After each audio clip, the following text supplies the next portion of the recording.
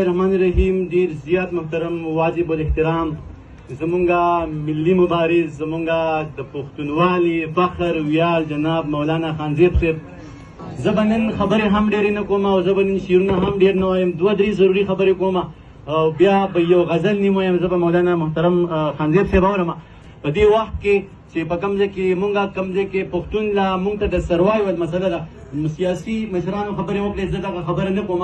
مونږه لا د خپل سر خیر غواړو، په دې باندې به زمونږ ډېر محترم مولانا صاحب خبرې کوي.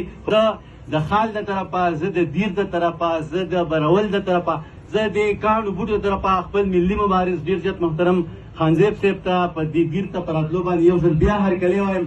الله دې داسې مبارز دا زموږ په وطن کې نور هم پیدا کړي. زه هغوی ته یو درې شعرونه وایم چې د پښتون وطن په شان دی دا مولا،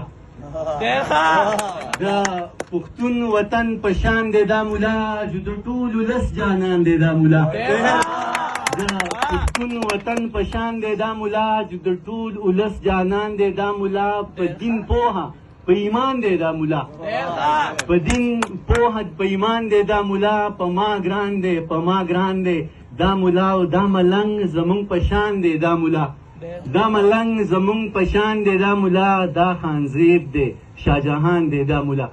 نو مولانا صاحب ته د دې په خاوره باندې هرکلی.